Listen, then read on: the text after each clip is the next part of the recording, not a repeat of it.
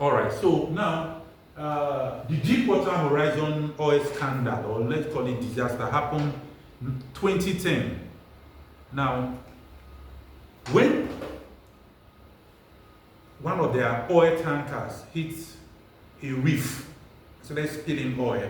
First of all, the accident happened from human error. Now, in a ship, there's the captain, there's the first mate, second mate, and third mate. The ship was being driven by the third mate. And then the captain had been drinking prior to that time. Yes, of course, just chilling, easy going there. And then, of course, other human errors. First of all, the fact that it was the third mate that was steering the ship. One, then two, they did not follow designated route. Even planes kind of have route in the air. You don't just start flying and just fly. Altitude and direction. Planes have route in the air. Ships also have route in the sea. There are places you don't. You see water on top, but below there's ice or a reef, a mountain under. So you must navigate. They didn't follow designated route. Oh, they say they thought there was a storm. Whoever was on the deck decided to follow. Now that is while on the ship, right?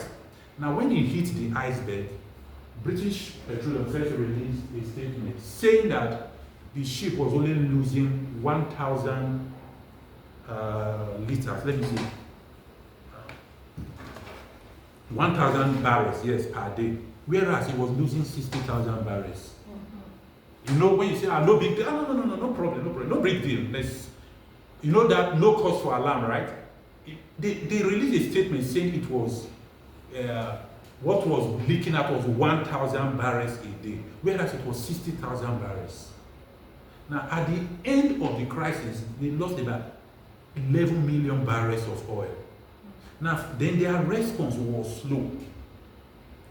That's the response of the crew to try to salvage the situation was slow. Poor leadership response. No clear communication. Now, when I talk about poor leadership response, there was a point in time where the MD of Mobil said, he was addressing a press conference, and he said, I wish I could have my life back. He was in a crisis situation, he was under pressure. So addressing a press conference, taking questions back and forth, I wish I could have my life back. And people were like, what are you talking about? At that time, 11 people had died from the ship hitting, and then the whole ecological disaster of losing 11 million barrels of crude oil. The seashore, the rivers, the livelihood, the communities, and you are saying, I wish I could have my life back. It means that we are a problem. You are talking to us, it's a problem. You are addressing it. 11 people had already died, and 11 million barrels of crude oil have already been spilled, and it took years of clean up. If, in spite of the clean up, British Petroleum, this particular scandal has trailed them all along. And now, part of the response, when I say that some of the stakeholders are your competitors, they change the design of ships that carry crude oil. Initially, the way they were designed, that the container of the ship that you see was what carried the crude oil. But now they are designed in such a way that the body of the ship does not carry the crude oil. There's another inner hull. See this, like this my cup, for example. There's this plastic, the way these cups are. So if you break this plastic, there's no spill. So it has affected them. When I say other stakeholders, right? Other companies, so they've changed the way they design ship hulls so that in the case of an emergency or a disaster, the thing doesn't just spill out. If you had cellophane and you punched it, it will spill, right? But for this, even if you break this plastic, there's metal container inside. So it changed the design of ships so that people are able to rest when it comes to an emergency like this. People are safe from that kind of ecological disaster. And why were they playing it down? Huh? Why were they playing it down?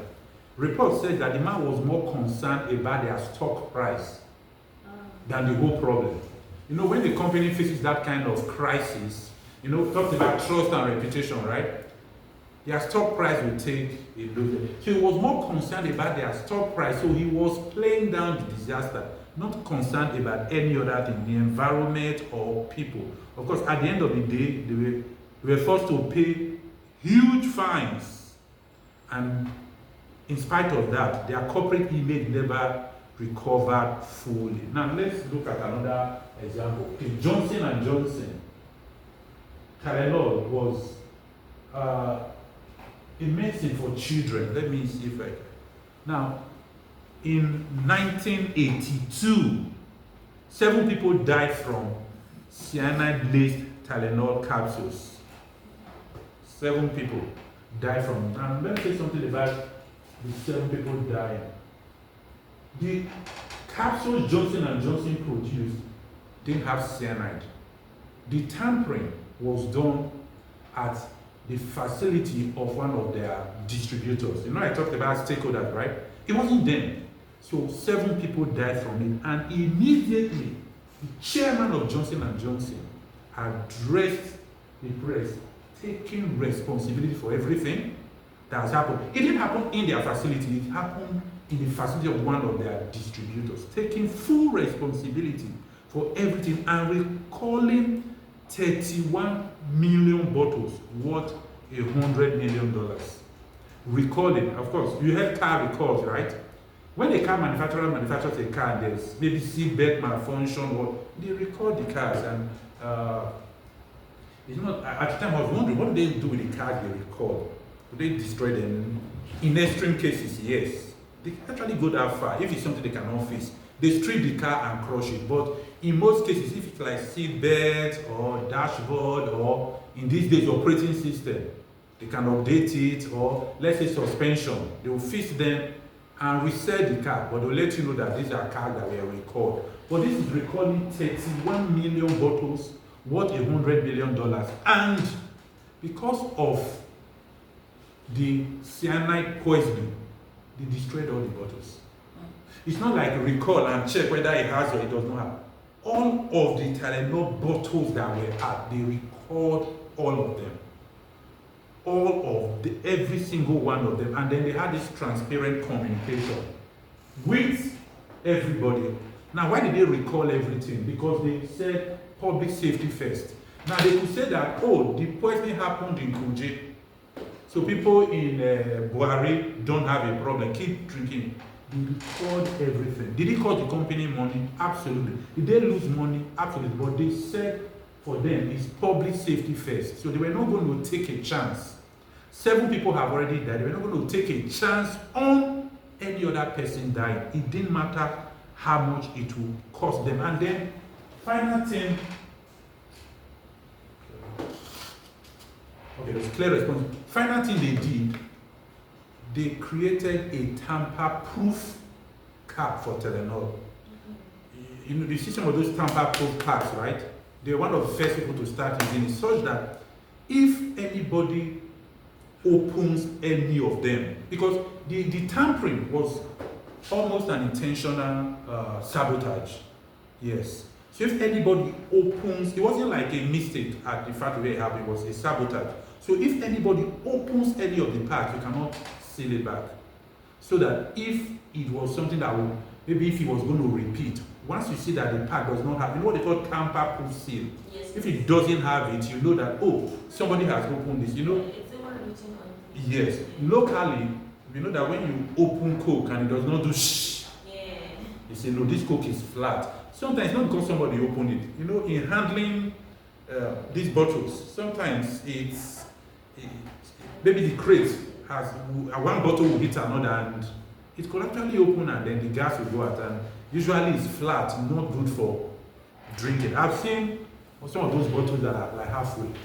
That may not be tampering. Now, look at the interesting thing that happened with Johnson & Johnson is, as at the time This whole incident happened. Their market share was 37%. Then it dropped down to 7% during the crisis. But after the crisis, within 1 year, it went back up to 30%. Yes, 37% to 7, right?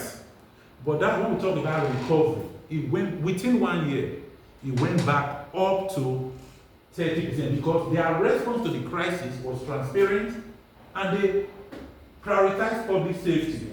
It was clear response. It was the chairman of Johnson & Johnson addressing the press again and again and again.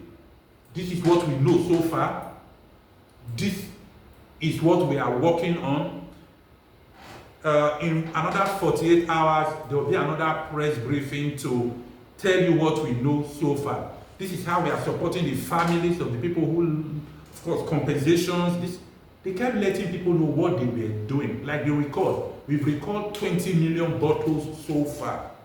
And then they kept informing everybody. If you have any of the bottles, it didn't matter which day you bought it, if you have this product, people are recovering, using their regular distribution people.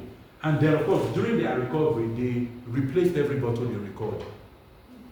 It had a way of building that, oh, these guys, they value us, they value our safety. Even though I am not living in Kuje, and I don't think my bottle was tampered with cyanide, they record it and replaced it. And you know, when the interesting thing with the replacement is, it will likely make you use the product, right?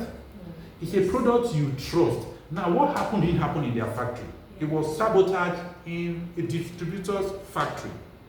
Now, they record your own, so it means that when they record your own, you will likely be using another product. But then they return your product to you, almost like return it with an apology.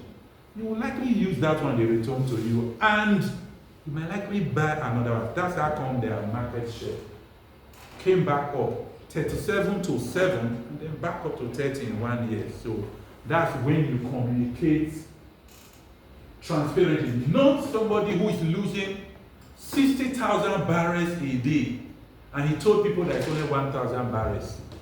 It's like somebody who is hungry and broke. He's doing like this. Like I can't even push my. I wish I had. You know that kind. That's the way they say it in my place. You are hungry, but you are pushing out your stomach. 1,000 to 60,000. See the difference. Oh, I'm good. Whereas you are losing poor leadership response. Oh, I wish I could have my life back. What? 11 people had died from the crisis.